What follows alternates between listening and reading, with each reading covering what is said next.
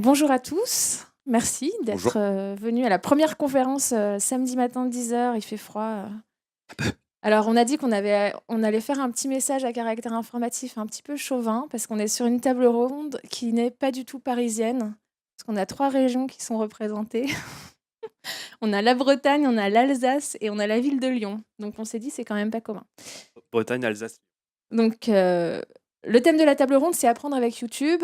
On sait que 80% de la population française va sur YouTube. Si là, on fait un petit sondage rapidement et que je vous demande combien d'heures vous passez, vous, chacun, sur YouTube par jour? Qui ne va jamais sur YouTube? On est déjà, voilà. Qui passe moins d'une heure sur YouTube? Et si c'est quelqu'un de moins de 15 ans, je crois pas. Ok. Et qui passe 1 heure ou plus sur YouTube? Bon. Bah oui, alors ça me rassure un petit peu quand même. Ok, donc en moyenne, on passe plus d'1 heure par jour pour regarder des vidéos avec différents types de contenus. Quels sont les types de contenus que vous regardez prioritairement, majoritairement? Est-ce que c'est plutôt de la musique? Vous pouvez lever la main. Ouais. Est-ce que c'est plutôt des thématiques genre lifestyle? Bon, la personne. Sport? J'ai trouvé ça étrange, les chiffres que tu avais donnés par Qui étaient mail. donnés? T'aurais pensé quoi, toi, plutôt? Moi, en premier, peut-être la musique, mais après, la comédie et la beauté pour les filles, Ouais, les principalement. podcasts. Ouais. Ouais, parce qu'en premier, en fait, c'est la musique. Et après, on a lifestyle, sport, bricolage et comédie. Histoire, non? Histoire, En dernière position, sur c'est ma ça? dernière page, exactement. C'est pas gentil.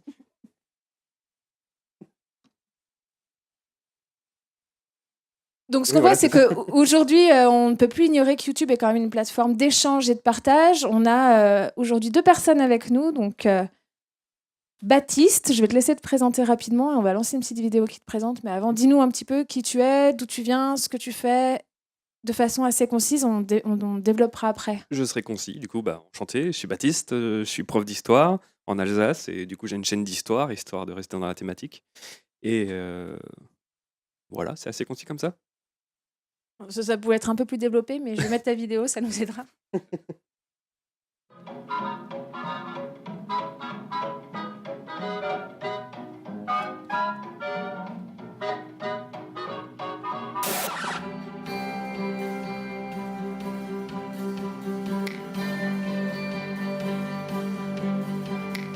Bon, entre 30 et 60 Charentais. C'était au début de la chaîne, ça.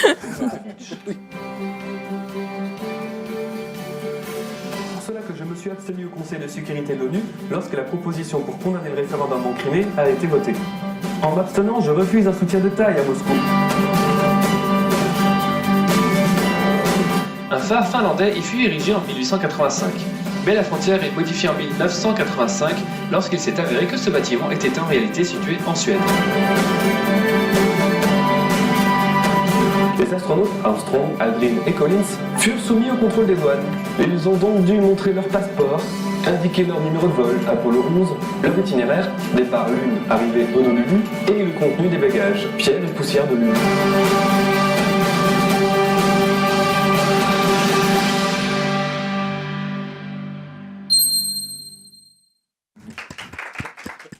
Merci.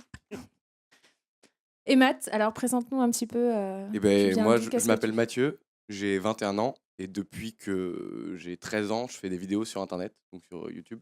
Moi, c'est plus du divertissement que de la culture comme toi, enfin de l'histoire, de la culture. Et du coup, voilà, j'ai commencé avec des faces caméra basiques, puis après j'ai fait de la caméra cachée, des micro-trottoirs.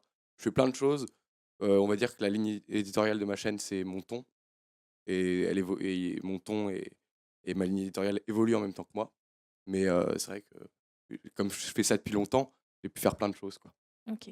Alors juste maintenant qu'on a un petit peu plus de monde, nous, ce qu'on a préparé, en fait, c'est quelque chose d'assez spontané, même si c'est construit. L'intérêt, c'est vraiment qu'il y ait des échanges avec la salle. On veut vraiment pas être dans une espèce de cours magistral où les 2 invités vont discuter entre eux ou parler chacun leur tour. Et puis à la fin, on vous demande si vous avez des questions et vous savez même plus ce qu'on a dit au début. Donc n'hésitez pas à lever la main, on fait passer un micro si vous avez des questions ou quoi. Et nous, on a vraiment envie d'être dans un échange déjà entre les 2 invités et avec le public. J'espère que ça vous convient comme format, parce que c'est celui qu'on a choisi. Donc en fait, si vous n'êtes pas content, c'est pas grave. Parce que c'est celui qu'on a choisi. Hein, donc. C'est ce qui nous semblait le plus intéressant. Ok, donc on va commencer avec toi, Baptiste. Donc on a vu que tu avais une chaîne d'histoire, 46 000 abonnés. 46 200, s'il te plaît. 46 200 abonnés, excuse-moi. Comment t'es venue l'idée de créer une chaîne YouTube? Alors, t'es prof d'histoire, ça semble peut-être un petit peu logique de faire une chaîne d'histoire, mais est-ce que tu peux nous Oui, j'ai aussi expliquer une un chaîne petit de peu gaming, les- attention. Hein, Ah, t'as une chaîne de gaming. 360 abonnés. Hein. C'est vrai, t'en as vraiment une en plus? Oui. Énorme. Ouais, donc justement, quand mes élèves voient que je joue aussi à des jeux vidéo, c'est oh un prof qui joue. Et comment ça m'est venu? C'est à cause de mon métier, ou à cause de grâce, hein, ça dépend du point de vue. Et c'est y penser qui m'a donné la pichenette pour avancer. Bon, y penser, tout le monde connaît au moins de nom, je pense. Oh, je suis pas sûr. Pas sûr. Tu peux expliquer un petit peu? Y penser, c'est en gros le premier grand vulgarisateur scientifique sur YouTube qui fait des vidéos de vulgarisation scientifique. Voilà. Et c'est lui qui a lancé le mouvement, justement en 2014, de la vulgarisation sur Internet, en tout cas en France. Et du coup, moi, en 2014, je regardais souvent YouTube et j'avais l'idée justement de me lancer, mais bon, j'avais la motivation, puis entre les conseils de classe, les copies à corriger, parce que contrairement à ce que beaucoup croient, oui, un prof, ça travaille. Enfin, un prof qui aime son métier, ça travaille. Et du coup, dans une de ces FAQ, il y a Y Penser qui a dit que justement ça manquait en France de vulgarisateurs. Et du coup, je me suis dit, allez, c'est parti. Et pile poil en même temps, justement, il y a Nota Bene qui a créé sa chaîne et aussi DevCheck de Histoire Brève. Donc, on a été les 3 grands youtubeurs historiques à lancer la chaîne en même temps. Et pourquoi moi j'avais envie, en fait, c'est. Ici, qui a connu un prof d'histoire qui a fini son programme? Voilà, c'est impossible parce que le programme est tellement vaste que en fait les profs d'histoire, pour le terminer, ils doivent rester en surface, ne jamais aller loin dans les notions. C'est par exemple là le programme actuel. Quand je fais la Première Guerre mondiale, je dois dire voilà, en 1914 ça commence. Enfin non, la Première Guerre mondiale, c'est avant que ça commence, il y a tout un contexte historique, un contexte géopolitique qui fait que la Première Guerre mondiale s'est déclenchée. Et non, je suis censé commencer en disant Verdun. Non, mais bon, j'ai pas le choix. C'est comme ça, hein, c'est le programme. Donc, béni soit l'éducation nationale. Du coup, j'avais vraiment cette impression de pas avancer, de stagner. Et du coup, je voulais vraiment aller plus loin dans mes réflexions. Et c'est pour ça que j'ai créé ma chaîne d'histoire, parce que je voulais aller plus loin dans dans ce que je pouvais faire. Et du coup, même, j'ai appris plein de choses en préparant mes vidéos. Par exemple, j'ai fait une vidéo sur la Syrie, je pourrais en reparler plus tard, parce que même je comprenais rien, en fait, à la Syrie. Aux infos, on voit les terroristes, Bachar el-Assad. En plus, là-dessus, il y a les Kurdes qui se rajoutent sur le tas.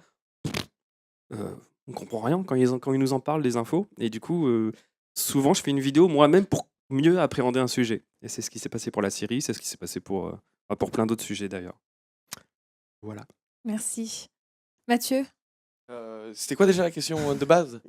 je ne la répéterai pas. T'es en train de dire, faut l'écouter la consigne. Non, Comment j'ai t'es commencé, venue c'est l'idée ça? et est-ce que tu peux nous raconter un petit peu les débuts Bien sûr. En fait, moi, du coup, comme tu as dit tout à l'heure, j'étais en Bretagne, donc au lycée, et je jouais à un jeu vidéo qui s'appelait, plus Dofus, un jeu vidéo sur Internet, quoi. Et j'ai Dofus. découvert, c'est ça. Et j'ai découvert une web radio dessus. Donc ça m'a donné envie d'essayer au début à faire de la radio sur Internet. Puis après, de fil en aiguille, j'ai découvert YouTube avec les YouTubeurs les plus connus aujourd'hui en France, Norman, etc.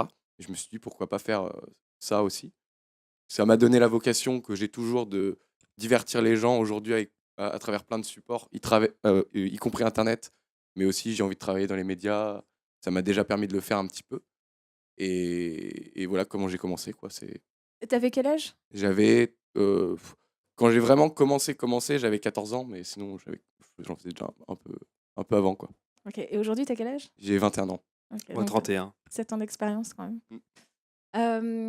Alors, par rapport à ce que tu disais tout à l'heure, Baptiste, sur le fait de créer des vidéos, ça permet de peut-être davantage prendre le temps d'expliquer ce qui a mené à un événement historique. Est-ce que tu utilises ton contenu dans tes cours? Est-ce Non. que tes élèves vont voir le contenu Oui. que tu crées? Ouais. Tu diffuses pas en cours, ça pourrait être marrant, ça. Non, parce que si je le diffuse en cours, il n'y a pas de pub. Et du coup, je veux quand même essayer de vivre de ma passion. Donc, mais non, je diffuse pas mon contenu parce que justement, il est trop précis pour être dans les programmes. Donc, Pardon, j'ai fait aussi un diptyque sur pourquoi de Corée aujourd'hui.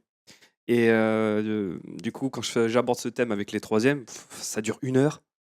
Et du coup, je l'ai dit, si vous souhaitez approfondir, j'ai fait deux vidéos dessus.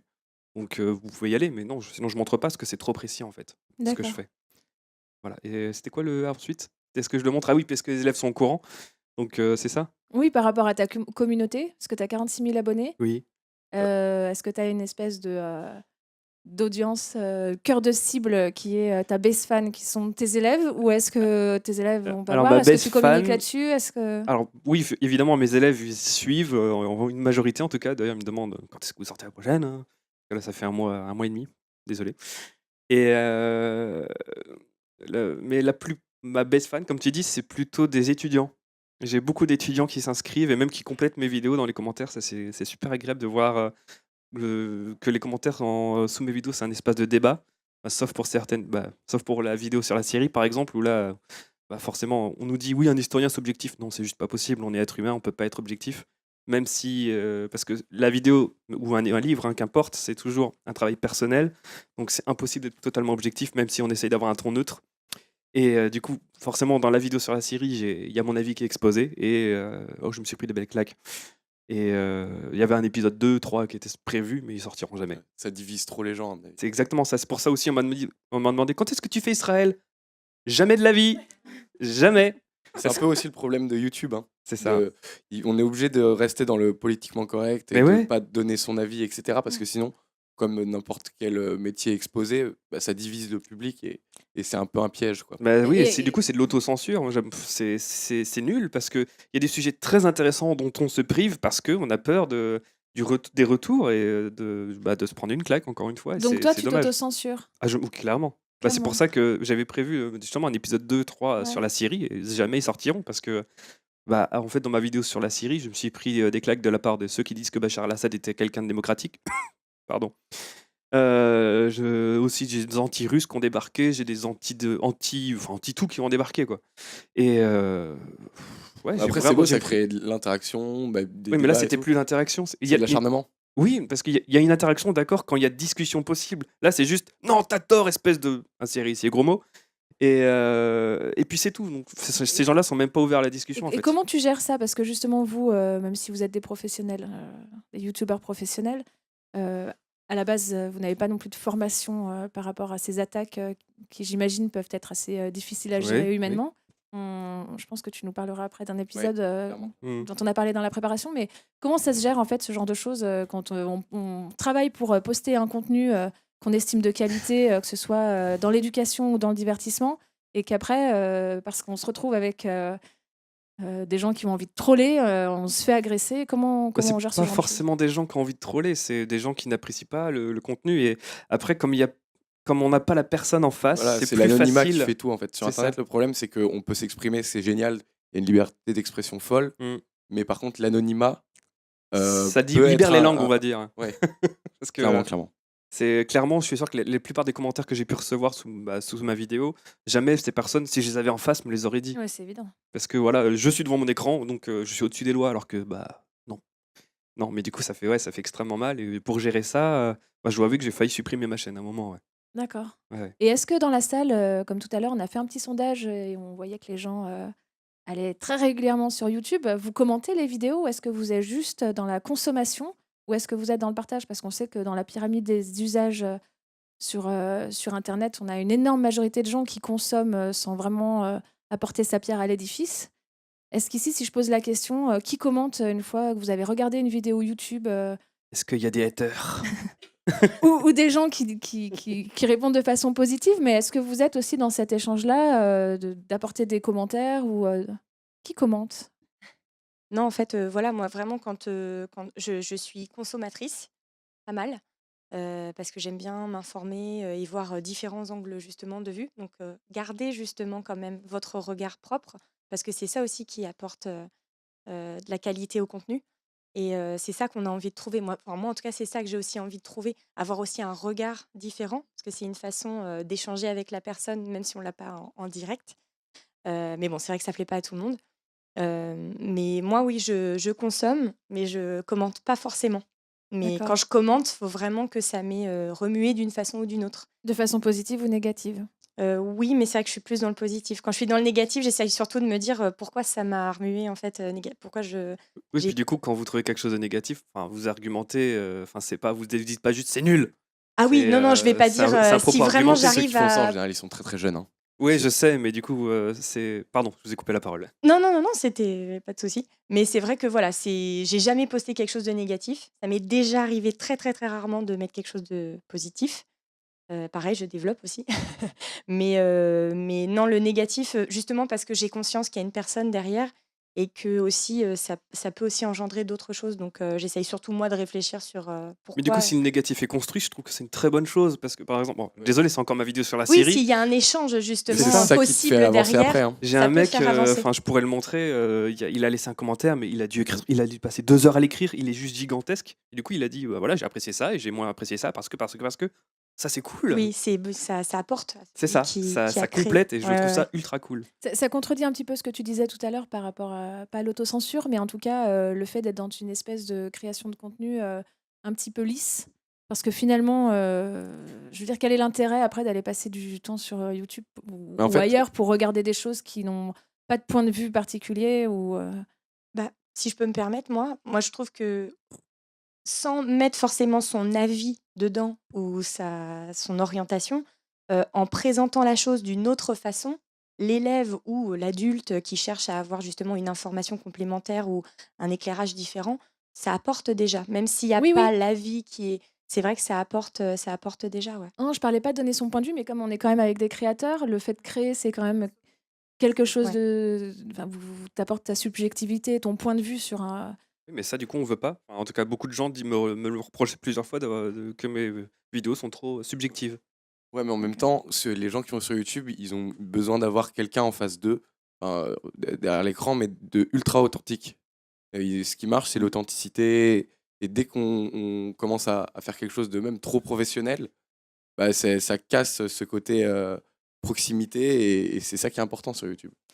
Alors pour en revenir à la question, de l'agressivité, des gens qui commentent, tu avais une anecdote, si on peut dire, ou une histoire, je sais pas, anecdote, Ouais, c'est peut-être, un petit peu faible comme mot, mais quelque chose qui t'est Ouais, c'est arrivé et plus qu'une on anecdote, disait que ouais. tu pouvais le partager. en fait, il y a quelques années, j'ai plagié 7 vidéos d'un Américain et c'est sorti dans les médias il y a à peu près 1 an et demi, 2 ans. Ça a fait un bruit fou. En gros, j'ai vécu le plus gros bad buzz sur YouTube en France. Donc tous les médias web en ont parlé, même au-delà. J'étais invité à la radio, à la télé pour essayer de me défendre, défendre l'indéfendable, mais on a en tout cas, on m'a invité à en parler, quoi.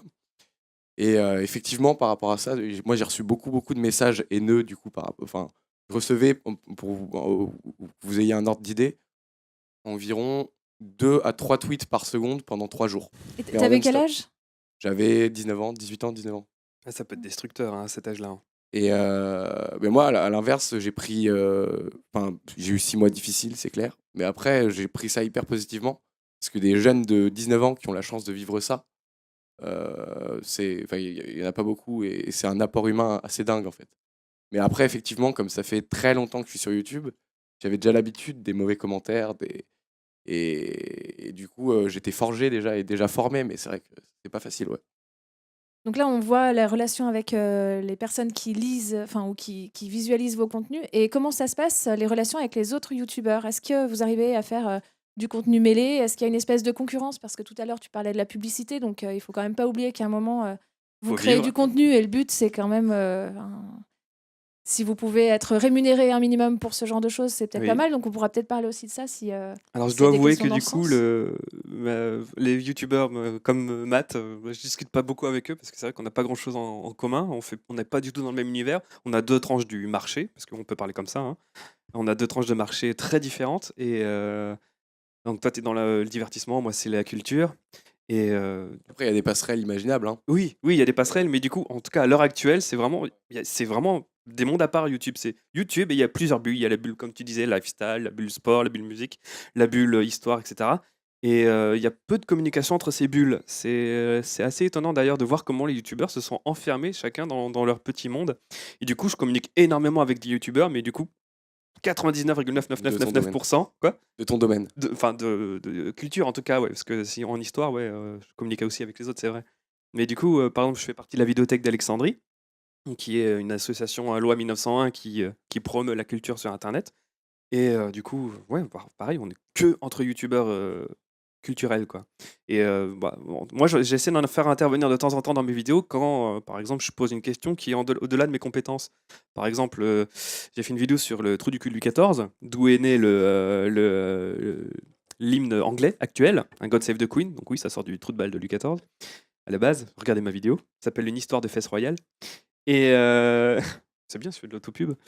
Et du coup, en fait, pour l'histoire, c'est non, bon, je ne me rappelle plus l'artiste, quelqu'un qui a créé la musique pour Louis XIV parce que justement, il a guéri d'une fistule anale. Du coup, après, c'est Handel, le compositeur officiel de la cour d'Angleterre, qui a récupéré le chant et qui l'a montré juste traduit au roi d'Angleterre, qui a adoré. Mais du coup, j'avais besoin de quelqu'un pour m'expliquer, un médecin en l'occurrence, qu'est-ce que c'est qu'une fistule anale, parce que je dois voilà, quand je tape ça sur Google, j'ai plus envie de manger après, donc ne le faites pas. Mais du coup, j'ai fait intervenir un médecin youtubeur qui s'appelle Asclepios et qui a expliqué très proprement ce que c'est qu'une fistule anale. Voilà. Ok, donc Intéressant. il y a des liens entre Petite fistule anale à 10h30, 23. là, Moi, c'est totalement différent. En fait, ça, je l'ai déjà dit, mais comme ça fait longtemps que je suis sur YouTube, au début, quand je suis arrivé, il n'y avait pas beaucoup de youtubeurs. Mais la plupart des youtubeurs ont quand même plus mon âge que le tien, tu m'excuses. Et Qu'est-ce que tu insinues? non, mais c'est très bien. On va se retrouver dehors? Mais, et du coup, effectivement, il y a plein d'événements qui nous regroupent. Par exemple, il y a le salon de la Vidéo City, qui est un événement à la Porte de Versailles tous les ans. Ouais, toutes les Où, conventions. Ouais, Voilà, toutes les conventions, c'est des c'est cool, conventions ça. comme ça, où on se rencontre. Et puis moi aussi, dès que je faisais des partenariats avec des médias ou avec des marques, en général, on était 5-6 youtubeurs à bosser dessus. Donc ça a créé des liens. Je suis parti dans plusieurs pays avec certains youtubeurs. Et c'est vrai que ça n'a rien à voir. Carrément. Qui a mis un PC? Pour mes vidéos, parfois j'appelle des amis, mais c'est vrai que c'est plus pour le fun que pour la nécessité, quoi. Alors tout à l'heure, on parlait aussi de la monétisation des contenus. Si je vous demande d'estimer combien de temps il vous faut pour créer une vidéo, mais pas seulement créer, je veux dire, si on part de la conception vraiment du choix de la thématique, etc., est-ce que vous arrivez à nous donner une idée? Parce que justement, Ça dépend vraiment du thème. Enfin, pour ma part, en tout cas, par exemple, la vidéo sur la série, elle m'a pris 4 mois concrètement à faire. ah, mais tu vois, ça, c'est une information super importante parce que je pense que quand on regarde une vidéo qui va durer quelques minutes, on a aussi du mal à se rendre compte qu'il y a Ouais. énormément de Après, préparation ouais, derrière. en moyenne, c'est les recherches pour un thème, ça va prendre entre 3 semaines et 1 mois, histoire d'avoir toutes les sources possibles sur ce sujet et d'être le plus complet possible. Ensuite, la rédaction du script, quelques jours. Ensuite, c'est le tournage. Donc là, je suis à 3-4 heures de tournage dans ma cave pour une vidéo de 10 minutes, puisque mon studio, c'est ma cave. J'ai un peu froid l'hiver. Et d'après, le montage, là, ça peut prendre facilement 24 heures accumulées. D'accord. Est-ce que c'est quelque chose que vous imaginiez dans la salle quand vous regardez une vidéo YouTube? Est-ce que, Tout ça pour une vidéo de 10 minutes. Hein. voilà, pour une vidéo 10 minutes, est-ce que vous arriviez à concevoir qu'il y Ouais, ça avait fait pas mal de derrière fois. jusqu'à Moi, 4 mois ça de peut être travail? 12 heures de montage. Ou est-ce qu'il y a une décorrélation pour vous entre le fait que le contenu, on est quand même dans l'immédiateté sur YouTube et on ne s'aperçoit pas forcément du travail qu'il y a derrière? C'est quelque chose qui vous surprend quand on vous annonce 4 mois de travail pour une vidéo de 10 minutes? Non? Clairement, Oui. là, la vidéo que je suis en Ouais. train de préparer je suis en train de faire une vidéo sur le convoi secret nazi. Elle est en préparation depuis août. Voilà, elle devrait sortir la semaine prochaine. Et toi, Matt? Moi, alors pour la préparation, ça me prend beaucoup moins de temps. Oui, parce que t'as pas de parce que travail de ouais, recherche et tout. ouais, c'est ça, ça reste du divertissement. Mm. Mais par contre, pour le montage, c'est pareil, ça au moins une bonne dizaine d'heures.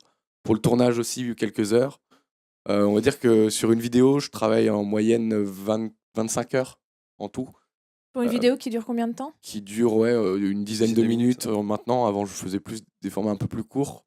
Mais maintenant, c'est à peu près une dizaine de minutes, ouais. Ok. Et donc, ce travail-là, toi, Baptiste, tu le fais en plus de ton travail de prof Oui. de collège. de lycée. Toi, Moi, en de fait, lycée, pardon. YouTube, c'est un noyau qui me permet de faire plein de choses à côté. Donc, j'ai travaillé pendant un an, j'ai eu une quotidienne à la télé, j'ai travaillé à la radio sur Énergie. Enfin, j'ai fait plein de trucs Et du coup, toi, tu grâce en à vis, ça. c'est ça? Ouais, Ouais. j'en vis. Ouais. Ça, c'est cool. Donc YouTube te permet. YouTube et tout ce que et- ça engendre à côté Ok. Et me permet de vivre. Ouais. En fait, toi, Baptiste, ça te fait. Pardon. Vas-y, pour vas-y. moi, YouTube, c'est vraiment, enfin, dans mon cas, pour le coup, c'est comme une petite société. C'est-à-dire que le but, c'est de créer un produit, de le diffuser, de le vendre et d'avoir le plus de clients possible. En gros, si je schématise le truc, c'est un peu comme ça, pour après avoir le plus gros chiffre d'affaires possible quand on en vit et que c'est notre métier. Donc effectivement, il y en a plein qui se disent, ouais, c'est pas un travail youtubeur, mais c'est important de souligner qu'il y a énormément de travail, mais pas que dans la production, mais aussi dans la communication, on est plus ou moins comptable quand on est à notre petite On est tout en société. même temps. Ouais, voilà, on est vraiment des couteaux suisses et du coup, pour moi, c'est vraiment un métier, quoi. Et ça devient de plus en plus clair pour les gens, mais c'est vrai que pendant longtemps, ils nous riaient au nez quand on leur disait qu'on était youtubeurs. Ouais, Oui, ça s'est encore passé il y a pas très longtemps. oui, oui, avec Ardisson. Squeezie, ouais. Ouais. Et toi, Baptiste. Salut les chez terriens. Ardisson, ouais. Ouais. Et toi, Baptiste, donc revenu complémentaire, travail en plus. Oui, bah, En je suis plus du boulot très prof. très loin d'en vivre, hein, comme dit. C'est bon, pour être honnête, c'est 20 $ par mois hein, avec YouTube. Tu peux rappeler juste comment on peut gagner sa vie en étant youtubeur? Comment on peut gagner sa Il y a vie? différents business models, si on peut dire. Ah oui, bah du coup, si vous faut pouvez les diversifier. décrire Comme... un petit peu, parce que je pense que c'est pas du tout pareil pour vous deux. Bah non, mais du coup, enfin, En fait, moi comme tu l'as dit, les pubs avant les vidéos, normalement, techniquement, les gens disent que ça rapporte 1 euro les 1000 vues. c'est tellement faux. Ce qui est absolument faux, ouais. En fait, ça fonctionne C'est une mise aux enchères en fait. par thème. Non, en fait, Ah oui, en plus, ouais. en gros, si ta vidéo elle est dans la catégorie divertissement, il y a tellement, enfin, ça fonctionne offre-demande. Donc il y a tellement de gens dans la catégorie divertissement qu'en fait la pub elle est pas chère du tout. Donc ça rapporte à peu près, je sais pas, 30 centimes les 1000 vues. Mm. Mais par contre, ceux qui sont dans la catégorie éducation, je vais prendre un exemple concret, pardon. Et il y a un youtubeur qui s'appelle David Lafarge qui fait des vidéos où il déballe des cartes Pokémon. Donc ces vidéos sont classées dans la catégorie éducation et là, il peut gagner jusqu'à 2 euros les 1000 vues. Donc ça rapporte beaucoup plus. Donc ça, c'est moi personnellement, quand je fais 1 million de vues par mois, je gagne 400 euros. Donc c'est un supplément, mais je peux pas vivre de ça. C'est vraiment, en termes de business model, c'est les partenariats avec les marques, tout ce que je fais autour. En gros, je m'en sers de noyau et j'essaye de multiplier les activités, toujours en lien avec YouTube, mais voilà. Vas-y. Bah moi en plus, je voulais dire que donc, enfin les 2 € pour 1000 vues, j'aurais bien aimé les voir déjà. Ah, pour le coup, il m'a montré son truc. D'accord. Il faisait 300 000 vues par mois. Et il Ouais. était à 11 000 $. J'étais Ouais, halluciné. D'accord. Mais en plus, ce qu'il faut savoir, c'est que les pubs sur YouTube, c'est des mises aux enchères. Donc, c'est les annonceurs qui payent pour un certain nombre de pubs, pour tel type de vidéaste. Et en plus de ce forfait, on pourrait dire, sont décomptés tous les gens qui ont un bloqueur de publicité.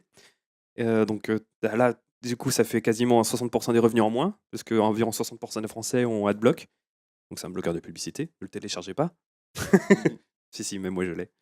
Et en plus, si par exemple on peut en général choisir de passer la pub avant, donc là pareil ça compte pas. Donc en fait il y a 80% des vues qui sont pas monétisées à peu près, Ce qui est énorme. ce qui est énorme du coup. Il y a un autre sujet dont on a parlé. Donc là, on a parlé de la conception. Est-ce qu'on peut vivre ou pas, ou en tout cas avoir un petit revenu complémentaire. Après, si on parle vraiment du contenu, comme Oui. vous êtes des créateurs, il y a forcément des choses qui vous plaisent beaucoup plus que d'autres à créer. Est-ce que les choses qui vous plaisent le plus sont celles qui vont avoir le plus de succès auprès de votre communauté, ou est-ce que vous créez un décalage? Est-ce que des fois vous avez des bonnes surprises avec des choses un peu inattendues qui deviennent assez, j'allais dire successful, mais c'est super moche comme mot, hein, qui rencontrent du succès. Est-ce que vous avez des petites anecdotes par rapport à ça? En gros, moi, je fonctionne. En fait, si je faisais que ce que j'aimais moi sur YouTube, euh, aujourd'hui, ça fonctionne beaucoup. Il faut mettre des titres accrocheurs, etc., si on a envie d'être à peu près regardé. Mhm. Donc, en gros, si je faisais que moi ce que j'ai envie de faire, c'est sûr et certain que ça plairait pas à tout le monde. Et j'essaye d'être le plus bankable possible vu que c'est mon métier. Donc, en gros, j'essaye de faire 50% ce que j'aime, 50% ce qui plaît au public. Je fais un mix de tout ça et ça donne à peu près mon contenu en gros. Ok. personnellement. Donc, tu es quand même très à l'écoute Ah ouais, je suis de la obligé. communauté pour leur donner le contenu bien qu'ils sûr. peuvent attendre et qui peut Bah, être comme il dit, c'est obligé partagé, en fait. etc. Une fois qu'on s'est enfermé dans notre bulle, c'est ce que je disais tout à l'heure aussi, hein, c'est une fois qu'on a défini notre thème de chaîne YouTube, finalement on n'en sort quasiment plus, ou même voire pas du tout. Et en plus, bah, comme on disait avec madame tout à l'heure, bah, on s'auto-censure pour justement, comme ce que tu as dit aussi, être le plus bankable et être regardé le plus possible. Parce que bah, à terme, c'est ça, hein, ce qu'on veut, c'est être regardé le plus possible pour avoir un maximum de revenus et espérer en Et vivre. par contre, toi, qui est alors, je te donne un petit conseil. Vas-y, vas-y. Toi qui est Donne un conseil dans aux une vieux. niche, parce que tu fais de l'histoire, il n'y a pas beaucoup de youtubeurs qui font ça. Tu pourrais grave développer des trucs payants, un peu plus poussés par exemple, ou faire des partenariats avec des livres d'histoire ou des trucs comme ça. Ça te rapporterait plus d'argent. Bah, j'ai fait là tout dernièrement un partenariat avec la Monnaie de Paris, une vidéo chez eux. Mais clairement, en fait, ça fait déjà le deuxième musée et à chaque fois, c'est les Ou un vidéos. livre. C'est con, On mais m'a déjà ça. contacté, mais du coup, je suis pas assez bankable. J'ai pas assez d'abonnés pour faire un livre. Waouh, je suis Vous pas pouvez sûr. juste rappeler le nombre d'abonnés que vous avez, parce qu'il y a des gens qui nous rejoignent, etc. 46 200. 46 200. Moi, un peu moins de 500 000. Ok. Ouais, on joue pas dans les mêmes cours. Hein. Comme je te dis, c'est énorme d'avoir 46 000 en parlant Sur d'histoire. l'histoire, hein. Sur C'est l'histoire. énorme. Vraiment. C'est Alsace Represent. Est-ce que vous avez des questions dans la salle, comme il y a des gens qui nous rejoignent? Est-ce qu'il faut qu'on reprenne un petit peu le fil? Est-ce que par rapport... Oui. Moi, je me demandais après, c'est peut-être de parler de ça, mais après ce bad buzz, est-ce que ça a changé quelque chose sur ta communauté ou est-ce que finalement, t'en ressors quelque chose de positif? Alors aujourd'hui, Comment je ça se ressens passe? totalement quelque chose de positif. Par contre, effectivement, pendant 6 mois, c'est difficile de travailler avec les marques après. La communauté, elle a été comme s'il y avait une énorme bombe qui les avait complètement perturbés. Donc ça a changé beaucoup, ouais, bien sûr. D'accord. Dans quel sens c'était la question? Non, c'était pour savoir par rapport à l'évolution un peu. En fait, j'ai perdu autant d'abonnés que j'en ai gagné parce que j'ai eu un gros gain de notoriété. Mm. Donc il y a beaucoup de gens qui D'accord. se sont désabonnés, mais aussi beaucoup qui se sont abonnés. Donc après, mon nombre d'abonnés a stagné pendant 1 an parce que je perdais 20 000 abonnés et j'en gagnais 20 000 tous les mois. D'accord. Et en fait, moi, je connais pas trop ce que tu fais. Du coup, là, c'est plus facile puisqu'on sait que c'est autour de l'histoire. Est-ce que tu pourrais... Enfin, Détaillé? Ouais, oui, bah, de ce qui se passe en fait sur ta chaîne en fait, YouTube. comme j'ai dit tout à l'heure, comme ça fait très longtemps que je fais ça, j'ai fait plein de choses. Donc au début, les face caméra de base, salut, c'est Matt, je vais vous parler de... Voilà. Je faisais ça quand j'avais 14-15 ans. Aujourd'hui, je fais quelque chose de... Enfin, j'essaie de faire une synergie avec mes ambitions futures qui sont de travailler dans les médias. Donc par exemple, l'une de mes dernières vidéos, j'ai des invités, par exemple, là j'avais Kev Adams, où j'ai un concept où voilà, on fait un échange marrant ensemble. Je fais une vidéo La vie d'un enfant de star avec Louise Depardieu, qui est la fille de Guillaume Depardieu, et qui du coup explique comment vit un enfant de star. Voilà, c'est des trucs comme ça que je fais aujourd'hui sur ma chaîne. Merci.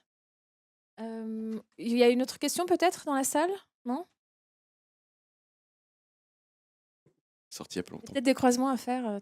T'invites une star pour parler d'histoire. Tester son niveau. Ouais, bah écoute. Mais une star de ton domaine. Rétro, je te Je vais jure. juste prendre la question par contre.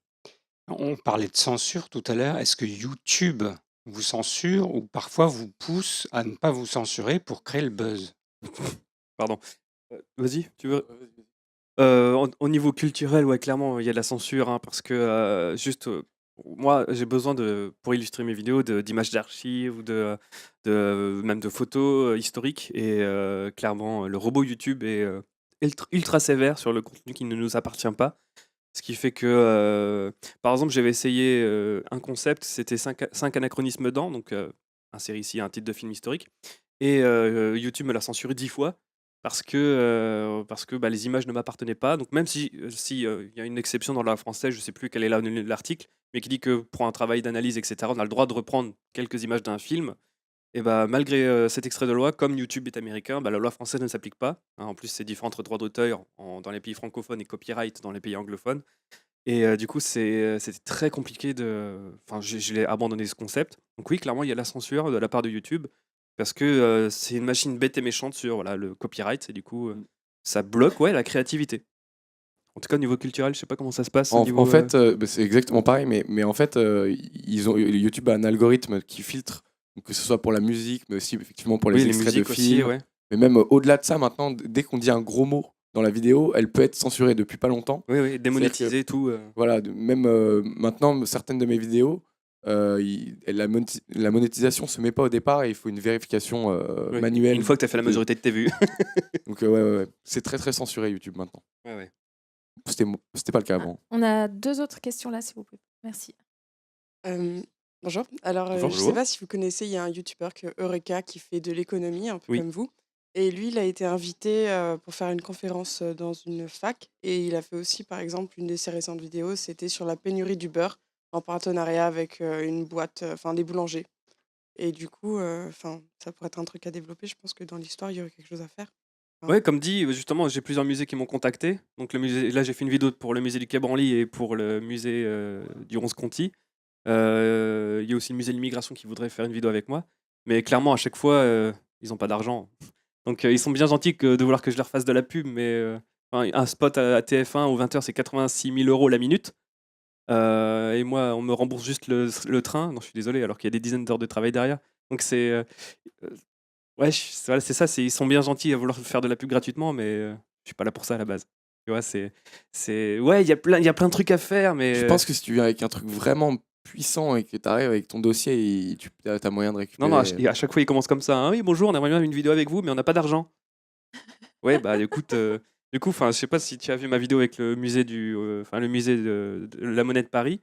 Donc franchement, j'ai fait un truc de ouf. Enfin, je trouve un truc de ouf, mais non, juste remboursement du train. On avait une autre question, il me semble, monsieur devant. Du coup, est-ce que j'ai répondu à la question Ouais. Oui, bonjour. Alors, je voudrais dire que Bonjour. moi, je suis un consommateur de YouTube pour des riffs de guitare, pour du bricolage. Ça m'a permis de refaire un appartement entièrement, les enduits, tout ça. Donc, moi, j'ai une question parce que, en fait, je comprends que 80% des pubs sont pas monétisées, etc. Donc, en fait, c'est dur de gagner de l'argent. C'est dur d'avoir des retours équilibrés. On a plutôt du bad buzz. C'est vrai que c'est pas évident, surtout pour une génération Il X. n'y a pas beaucoup de bad buzz. Hein. Non, mais enfin, en tout cas, ceux qui sont contents, c'est comme sur TripAdvisor, etc. En général, ils disent Ils rien. écrivent pas, ouais. Ceux qui sont pas contents écrivent beaucoup. Donc, c'est dur d'être dans une situation où on gagne pas d'argent, ou quand on a des retours, c'est pas toujours les plus positifs. Moi, ma question, c'est, en plus, il y a un risque psychologique, concrètement, parce que quand on est jeune, quand on est Z, on a une facilité à s'exposer. Moi, c'est aussi pour ça que je mets pas de commentaires, c'est parce que c'est pas évident. Dès qu'on met un commentaire, on est tagué d'une certaine façon. Donc, ma question, c'est, finalement, le grand gagnant, c'est Google. Pas une question, ça. Et si je fais ma question vient. Oui, pardon. Si je fais un parallèle avec Uber, à un moment donné, quand on est dans les mains d'une grande start-up qui gagne de l'argent, c'est bien, parce qu'on en profite, parce que je considère que finalement, c'est sain vous êtes des entrepreneurs du web, et au final, c'est les produits dérivés qui font gagner de l'argent. Donc finalement, c'est un produit d'exposition qui permet, grâce à ça, d'avoir une vitrine et de gagner de l'argent sur les périphériques de ce que vous faites, sur la radio, sur d'autres sujets. Mais par contre, quelle contrepartie potentielle de Google vous pourriez avoir pour vous aider à vous protéger? Parce que finalement, en tant qu'entrepreneur, il y a une responsabilité de vous pousser à vous exposer. Et peut-être que d'une certaine façon, il y aurait une forme de retour qui pourrait être attendu pour aider les youtubeurs à être encadrés dans ces pratiques-là, à les alerter sur les risques qu'ils ont en cours, à les accompagner sur la gestion de ce métier-là. Voilà. Clairement, Google nous protège en rien du tout. Il n'y a aucune protection. Oui, j'ai pas envie de dire qu'on se fait exploiter, mais on n'est pas loin. Juste avant, parce que en fait, avec la vidéothèque d'Alexandrie dont j'ai parlé tout à l'heure, on est en train de réfléchir à la mise en place d'un syndicat, justement pour vidéastes, pour justement défendre les intérêts des youtubeurs, etc. Mais bon, c'est très long à mettre en place. Mais en tout cas, oui, la question a déjà été posée en tout cas chez les vidéastes culturels. Et donc, c'est en train d'être monté. Un jour. Bien sûr, c'est ce que j'allais dire. Alors, dans une deuxième étape, la première, c'est juste, il ne faut pas oublier que YouTube, c'est une plateforme de partage de base, c'est un réseau social. Oui, ils sont pas là pour Et nous c'est protéger. pas du tout, on n'est pas rémunéré par YouTube, on est rémunéré par la régie publicitaire, donc de Google ou pas, parce que certains YouTubeurs, moi par exemple, ma régie publicitaire c'est TF1. Donc en fait, c'est même pas YouTube qui me paye. Et le YouTube de base, c'est vraiment fait pour partager des vidéos. Et après, au même titre que Facebook, quand on met une photo sur Facebook, Facebook va pas spécialement faire un suivi derrière de tous ces utilisateurs. Ça serait ultra compliqué. Après, je pense que quand on signe il y a une charte. Tu sais, quand tu t'inscris sur YouTube Oui. et que tu crées ta chaîne, il doit y avoir quelques. Bon, je vous avoue, je pense que personne ne lit ça, mais je pense que en fait, c'est quand on est entrepreneur, que ce soit sur YouTube ou ailleurs, sur Internet, on s'expose et YouTube, c'est juste un autre moyen de s'exposer, c'est tout. Mais je pense pas qu'il y aura un suivi un jour. Et par contre, Je pense pas, non. donc et l'étape 2, c'est c'est ce que je te disais tout à l'heure. En gros, en décembre, je vais lancer 3 programmes, moi, pas de formation, mais qui vont me permettre de partager toute l'expérience que j'ai acquise en 7 ans. Donc, parce que l'expérience, même avec mon bad buzz, j'ai eu une expérience de fou à raconter. Donc, je vais faire un programme pour ceux qui veulent débuter sur YouTube, avec les risques à faire, à ne pas faire. En fait, je vais apporter 7 ans d'expérience de vidéo dans un petit programme. Je vais faire aussi un autre programme. Sur ta chaîne, c'est ça? Non, ça sera à part et commercialisé. C'est pour ça que Ah, d'accord, ok. je vais aussi faire un autre programme pour les patrons d'entreprise qui ont envie de se développer sur les réseaux sociaux et qui comprennent rien. Et quoi de mieux qu'un des acteurs principaux pour ça. Et un autre programme pour le fait de vivre un bad buzz, parce que chaque entreprise est potentiellement exposée à un bad buzz. Donc voilà. Mais après, c'est des démarches personnelles, mais je suis pas sûr que YouTube le fasse un jour, parce qu'ils en ont aucun. Enfin, ils sont pas obligés de le faire, et ils ont pas d'intérêt à le faire non plus. C'est ça, ils ont aucune obligation envers nous, hein, en fait. Et alors, donc, toi, tu nous as parlé. Il y avait une autre question, pardon. Voilà, oui.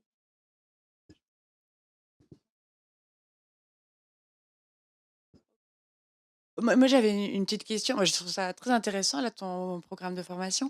Et je me disais, là, tout à l'heure, vous parlez du grand gagnant qui serait YouTube. Mais est-ce que le grand gagnant, c'est pas aussi le récepteur, enfin, celui qui regarde les vidéos? Et finalement, là, on n'en parle pas tant que ça. Et voilà, moi, je voudrais en savoir un peu plus sur, notamment pour les vidéos d'histoire, je sais pas, peut-être des belles histoires, justement, de gens qui vous suivent et d'élèves qui ont progressé, de retours que vous avez, enfin, qu'on parle un petit peu plus, justement, de l'apprenant, quoi. Bah, justement, bon, moi, du coup, spécialiste de l'apprenant. Et c'est vrai que du coup, contrairement à.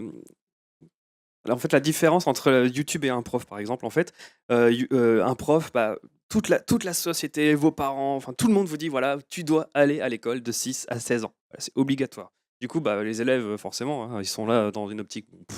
Je suis là parce qu'on me dit d'être là. Et clairement, j'ai pas envie d'être là. Et du coup, il y a pas une volonté, souvent, hein, la plupart du temps, il n'y a pas une volonté d'apprendre parce que j'ai pas envie d'être là, pourquoi j'apprendrais? Alors que YouTube, c'est totalement différent, c'est l'inverse, c'est j'ai envie de regarder cette vidéo, donc du coup, ça m'intéresse beaucoup plus. L'état d'esprit, en fait, est pas du tout le même. Et du coup, c'est vrai que le fait d'être prof youtubeur, ça a changé l'état d'esprit de mes élèves parce que, ouais, c'est un prof, mais du coup, c'est aussi un youtubeur. Du coup, il y en a certains, ils savent pas trop comment me voir. Est-ce que c'est plutôt un prof? Est-ce que c'est plutôt un youtubeur? Donc mais du coup, je dois avouer que depuis que je suis youtubeur, mes classes réussissent mieux. C'est dingue. Mais comme quoi, l'état d'esprit change tout, en fait. Parce que souvent, le youtubeur est vu comme un peu comme un pote.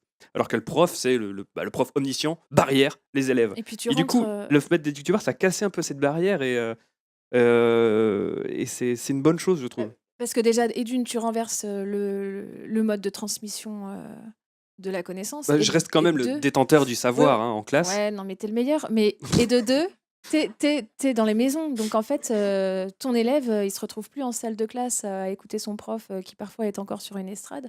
Il est dans sa chambre sur son smartphone et le rapport qu'il peut avoir avec toi est complètement chamboulé. différent. Ouais, Exactement. Mais peut-être que l'école plus tard va devenir de plus en plus digitale, etc. Parce que Ah oui, c'est le cas. Hein. je pense que vraiment, il y en a plein qui se formeront. Moi, par exemple, c'est ce que je disais tout à l'heure, mon bac, je l'ai révisé grâce à des vidéos sur YouTube, principalement l'économie et tout. Mais clairement, mais je pense pas que un jour un écran peut remplacer un prof parce que justement il n'y a pas l'interactivité qu'on peut avoir avec un prof. Le prof, tu peux lui demander tout de suite, alors que une vidéo, tu peux pas lui poser de questions. C'est donc je pense que du coup YouTube est un excellent complément. En plus, il y a plein de chaînes de profs actuellement. Je sais pas si vous connaissez les bons profs, mais ils font tous les programmes de toutes les années scolaires et pour réviser, c'est vraiment top. Donc je trouve que c'est un parfait complément, mais ça pourra jamais remplacer. On avait une autre question. Oui, bonjour. Bonjour. C'est dans la perspective justement des interactions. que peuvent mener les utilisateurs, les usagers et les créateurs de contenu. Alors, je vais peut-être commencer dans la perspective d'un apprentissage sur YouTube, je vais peut-être commencer par une distinction conceptuelle pour vous expliquer du mieux possible ma question. Je fais une distinction entre l'esprit critique et l'esprit de critique. Un esprit de critique, c'est une critique du contenu que l'on visionne, et un esprit critique, c'est une analyse des conditions de possibilité de l'énonciation d'un discours. Et dans la perspective d'un apprentissage, je voulais vous demander, est-ce que une plateforme comme YouTube développe l'esprit critique des utilisateurs ou développe leur esprit de critique? Les deux. Ça dépend des chaînes. Si tu regardes Mouton Lucide, aucun des deux. Désolé. Moi, je dirais plutôt les deux, justement. Parce que, en fait, sur YouTube, quand on regarde un YouTuber, tu as l'impression que tu as une telle proximité qu'en fait, effectivement, c'est ce qu'on disait au début, hein, mais l'esprit critique du YouTuber, tu le ressens. Et parfois, quand tu es un petit peu adulé, ou quand tu adules plutôt un YouTuber, tu as envie de penser comme lui. Je sais pas si tu vois ce que je veux dire, mais. Et du coup, je pense que les deux. Ouais, et moi, comme je disais, ouais, ça dépend vraiment de la chaîne que tu regardes. Il y a des chaînes sur YouTube qui racontent vraiment n'importe quoi. Et je sais pas pourquoi, quand quelqu'un est dans un écran, on a plus tendance à le croire que quelqu'un qui est en face de toi. Je sais pas d'où ça vient, qu'est-ce que notre cerveau fait, mais parce qu'il a fait une vidéo, parce qu'il est sur mon écran, j'ai plus tendance à le croire que quelqu'un qui est devant moi. Et ça, c'est dangereux du coup, parce que bah, ça peut laisser aller à des dérives. Ça m'est déjà arrivé d'avoir des élèves qui arrivent, qui me disent: ah bah, j'ai vu ça sur Internet, est-ce que c'est vrai? Non. Non, et j'ai même pas besoin d'argumenter tellement c'est mindfuck quoi. Et en plus, quand on est ado, bah, on n'a pas l'esprit critique qu'on peut avoir quand on est adulte, même si je reconnais qu'il y a certains élèves qui sont très très forts en esprit critique. Ça dépend vraiment de la chaîne YouTube. Si tu regardes La Tronche en biais, c'est très bien. Par exemple, eux ils font en mode esprit de critique et esprit critique, c'est une chaîne de zététique. Donc je sais pas si tu connais. Ah bah va voir La Tronche en biais, c'est très très très intéressant, et si tu es là-dedans, ça va fortement t'intéresser. Ils ont fait un débat avec Jacques Grimaud, hein, qui pense que pyramide c'est extraterrestre. Ok. Voilà. On ira voir. Je pense que. Ouais, alors. On nous fait signe que c'est fini. S'il y a d'autres questions, je pense que vous pouvez peut-être sortir pour les poser à nos invités. Donc merci Baptiste, merci Mathieu. Merci plaisir. pour le Merci. public qui a été super enthousiaste. Merci pour vos questions. Merci.